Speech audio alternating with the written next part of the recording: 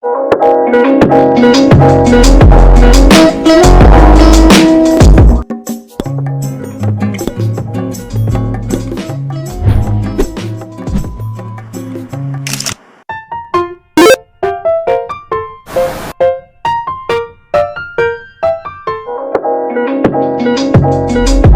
praise be Jesus and Mary.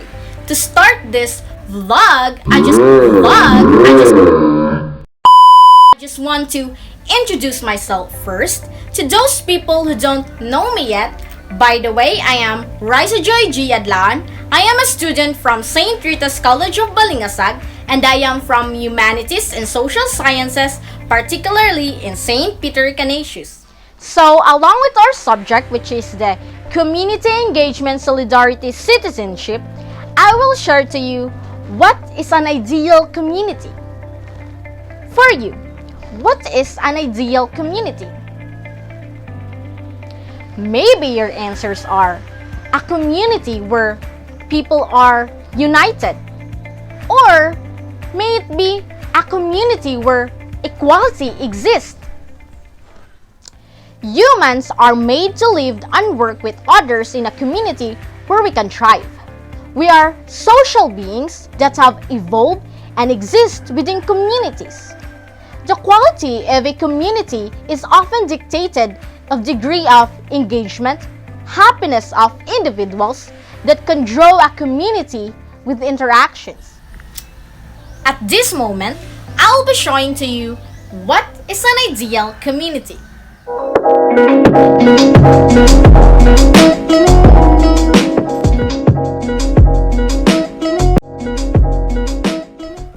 One of the common traits of an ideal community is a community where people are sharing the same or common goal. An effective community often share the same value or belief system. This can motivate its individual to accomplish a mutually held goals. The nature may vary depending on the group in question. Common goals are important not only because they develop creativity and innovation within a community, but because they bring people together and encourage them to communicate with problems and to come up with results. This is an easier and faster recognition of problems in a community development. For example, a community may value for environmental goals, such as promoting recycling. So therefore, if citizens are sharing the same goal, which is to eliminate plastic not just by burning them but through recycling, with the help of their collaboration because they are sharing the same goal, this goal will surely succeed. Without a shared purpose, there is no reason for collaboration, no glue to keep people to work together.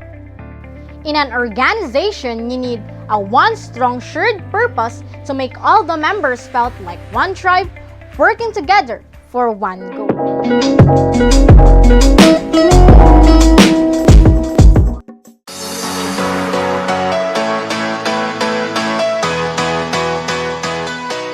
Second is living in a clean, peaceful, and healthy environment.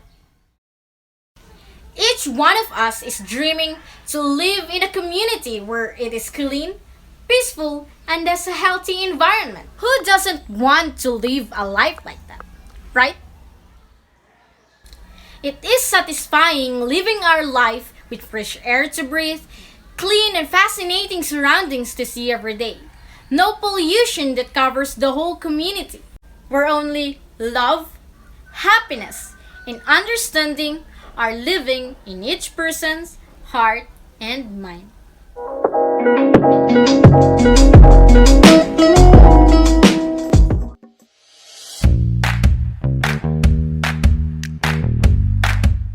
Next is living in a community where unity and obedience exist. Imagine this: billions of individuals, each with their own unique personalities and opinion, each with their own ideas on how the world should work, existing on the same planet and the same community, constantly having conflicts due to the opposing ideologies. Unity is what we call coming together and joining as one cohesive whole.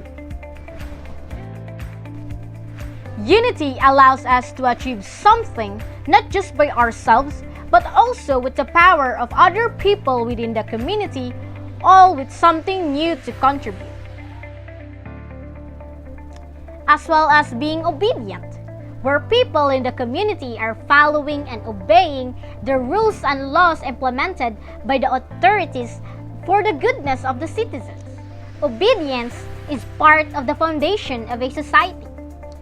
Without obedience, naught would exist but chaos and anarchy.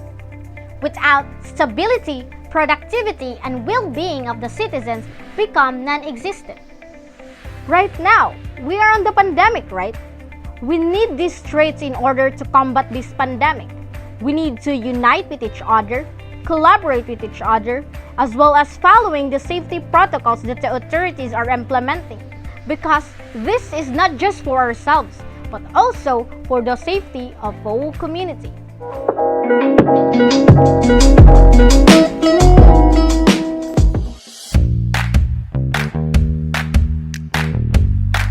Next is equality. Who among you there who wanted equality? Of course, we all wanted equality. A world, a community where people are treating each other equally, with disregards of inequalities based on income, disability, sexuality, religion, age, and opportunity. Societies that are genuinely equitable and fair are more likely to be stable and harmonious.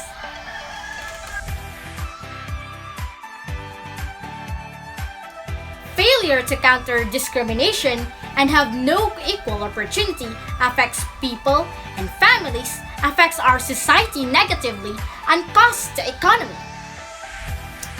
People who are treated equally and have equal opportunities are better able to contribute to the society, socially and economically. And they also fuel the productivity and development. An equal and fair society is likely to be safer by reducing entrenched social and economic disadvantage.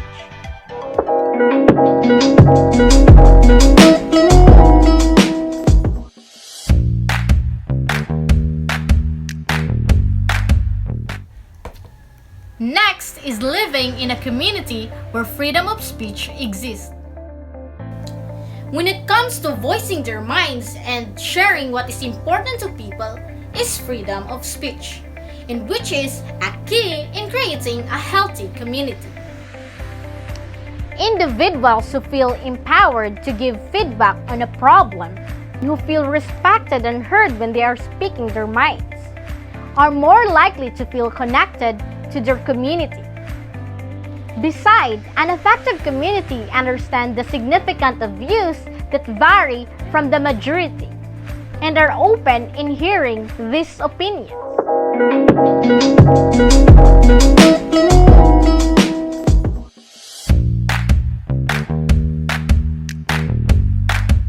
Next, it is good to live in a community where it addresses the member concerns with sensitivity.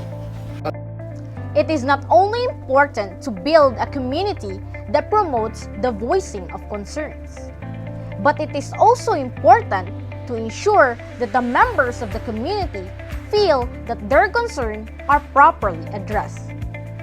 Supportive community value the well-being of its member, and as they arise, discuss the problem in timely and respectful manner. This means taking the time of the community leaders to listen carefully of any issues posed and take appropriate measures to determine threats and, if necessary, perform further investigation. In this process, community leaders need to act fairly, maintain their records, and maintain good contact to the member who initially raised the concern.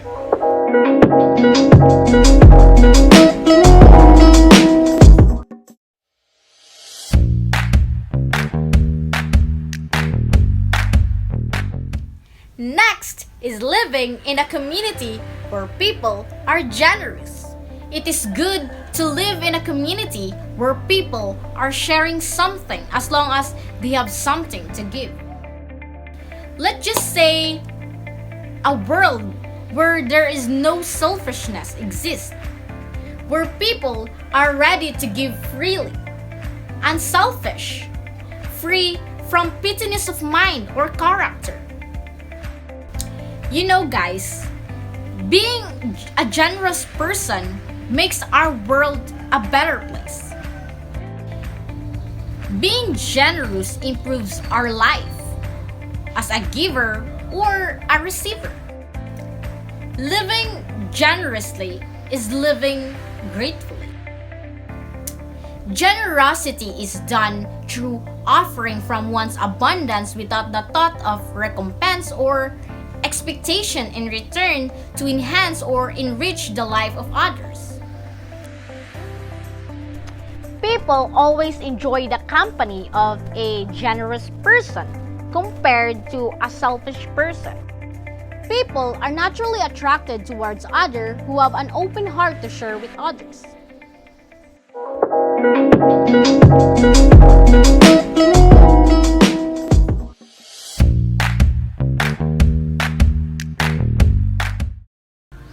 As our population gets increasing each year, the number of the natural resources we need is also increasing.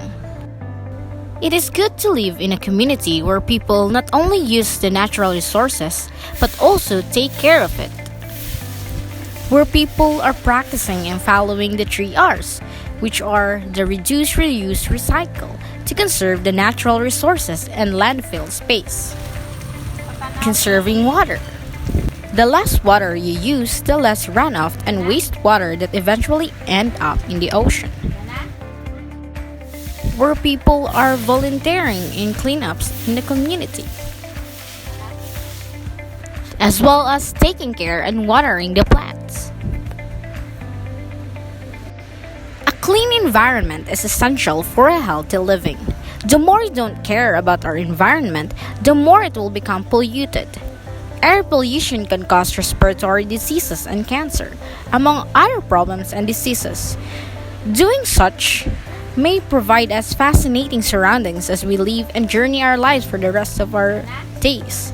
It is not just only for us who benefited from it, but also other living organisms who are existing on our planet. My gosh.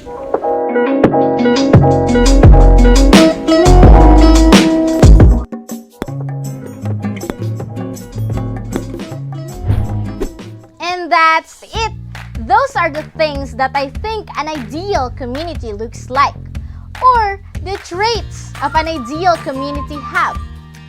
You know, it is good to live in a community consisting those traits that I have mentioned earlier. And I am hoping that you like my presentation, and we'll see you again. Bye!